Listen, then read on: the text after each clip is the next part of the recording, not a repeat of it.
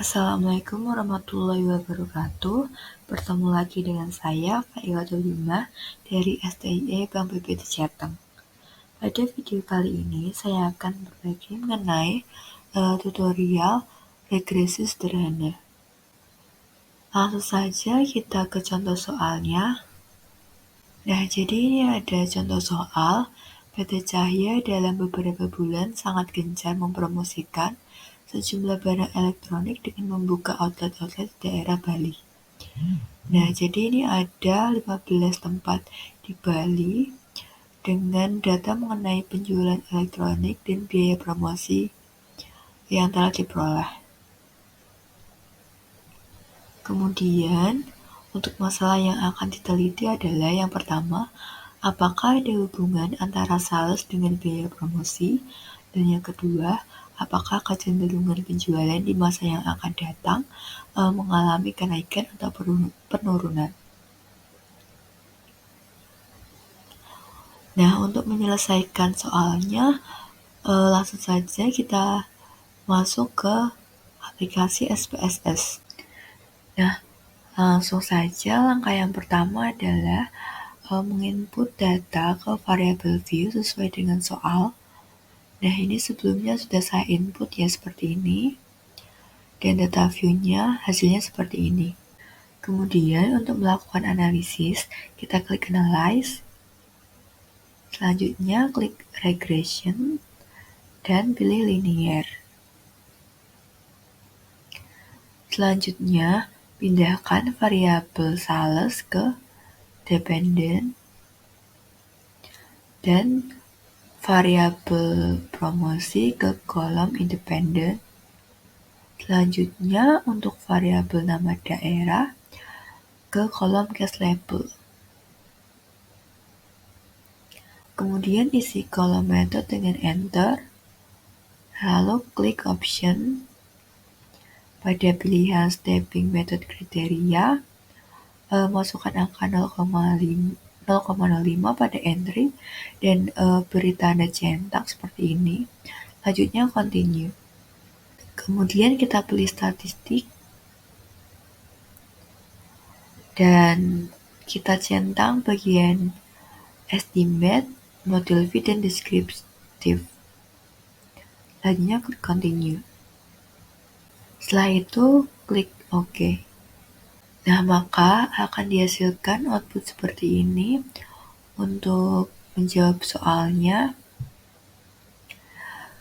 yang pertama untuk rata-rata penjualan dengan jumlah data 15 daerah adalah 203,87 juta dengan standar deviasi 44,360 juta rupiah. Sedangkan rata-rata biaya promosi dengan jumlah data 15 daerah adalah 25,40 juta dengan standar deviasi 9,657 juta rupiah.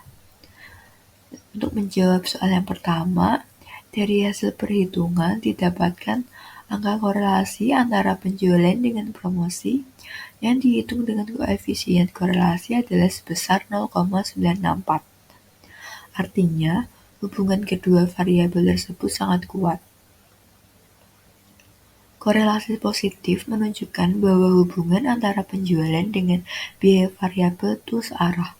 Artinya, jika semakin besar biaya promosi di tiap daerah, akan membuat penjualan cenderung akan meningkat. Nah, berdasarkan arahnya, apabila positif, maka hubungannya searah, dengan jika satu variabel naik, maka yang lain ikut naik.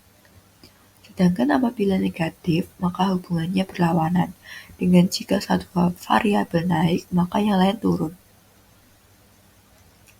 Untuk melihat hubungan antara variabel biaya promosi dengan penjualan, signifikansi atau tidak dapat dilihat dari angka probabilitas sebesar 0,000 yang lebih kecil dari 0,05. Nah, ketentuan mengatakan jika angka probabilitas kurang dari 0,05, maka ada hubungan yang signifikan antara kedua variabel tersebut dan sebaliknya. Kemudian untuk menjawab soal yang nomor 2, apakah kecenderungan penjualan di masa yang akan datang mengalami kenaikan atau penurunan? Untuk kepentingan tersebut, kita menggunakan angka-angka di atas pada bagian predicted value. Cara melihatnya membandingkan antara data penjualan penelitian awal dengan data penjualan hasil prediksi. Nah, kesimpulan yang dapat diambil yaitu hubungan antara penjualan dengan biaya promosi adalah 0,964 atau sangat kuat, searah dan signifikan. Kemudian pengaruh penjualan terhadap biaya promosi sebesar 93%. Lalu pengaruh variabel lain di luar model sebesar 7%. Kemudian yang terakhir, kecenderungan biaya promosi secara umum mengalami kenaikan atau meningkat. Selanjutnya kita kerjakan latihan soalnya. Untuk soalnya seperti ini dengan jumlah data ada 20. Untuk soalnya hampir sama kayak yang tadi ya teman-teman. Kemudian kita kerjakan latihan soalnya. Untuk soalnya seperti ini hampir sama kayak tadi ya teman-teman, dengan data yang jumlahnya 20. Selanjutnya kita kerjakan langsung ke aplikasi SPSS.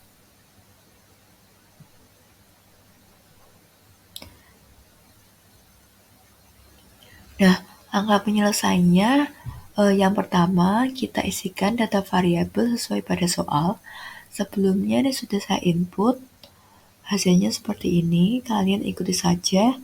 Kemudian untuk data view-nya sudah saya input dengan jumlah 20 data seperti ini. Nah, langsung kita klik analyze, kemudian regression dan pilih linear. Selanjutnya variabel masa kerja kita pindahkan ke dependen dan variabel gaji ke kolom independen. Nah, lalu untuk metodenya kita isi enter, kemudian kita klik option, kalian ikuti seperti ini, kemudian klik continue, kemudian kita pilih statistik, lalu kita centang pada estimate, model fit dan descriptive, kemudian continue. Selanjutnya klik OK. Maka akan dihasilkan output seperti ini. Dengan rata-rata masa kerja dengan jumlah data 20 adalah 8,70 dengan standar deviasi 3,895. Kemudian untuk rata-rata gaji dengan jumlah data 20 adalah 675,00 dengan standar deviasi 213,060. Nah, untuk menjawab soal yang pertama, apakah ada hubungan antara masa kerja dengan jumlah gaji pegawai? Dari hasil perhitungan didapatkan angka korelasi antara masa kerja dengan gaji yang dihitung dengan koefisien korelasi adalah sebesar 0,926. Artinya hubungan kedua variabel tersebut sangat kuat. Dan berdasarkan arahnya, apabila positif, maka hubungannya searah.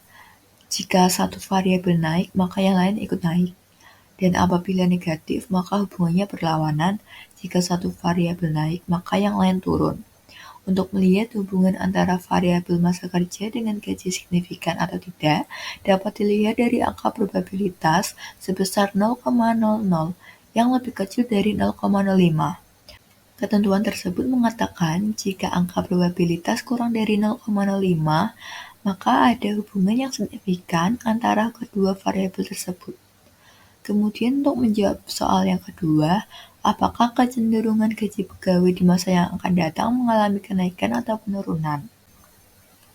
Untuk kepentingan tersebut, kita menggunakan angka-angka di atas pada bagian predicted value. Cara melihatnya membandingkan antara data penjualan penelitian awal dengan data penjualan hasil prediksi. Sehingga kesimpulan yang dapat dibuat dari kasus di atas ialah yang pertama, hubungan antara masa kerja dengan gaji adalah sebesar 0,926 atau sangat kuat, searah dan signifikan. Kemudian, pengaruh masa kerja terhadap gaji sebesar 85,8%, terlihat pada tabel model summary pada kolom R-square. Kemudian, pengaruh variabel lain di luar model sebesar 14,2%. Dan yang terakhir, kecenderungan gaji pegawai di masa yang akan datang secara umum mengalami kenaikan atau meningkat. Demikian video penjelasan analisis regresi sederhana dari saya. Kurang lebihnya saya mohon maaf dan terima kasih. Semoga bermanfaat. Wassalamualaikum warahmatullahi wabarakatuh.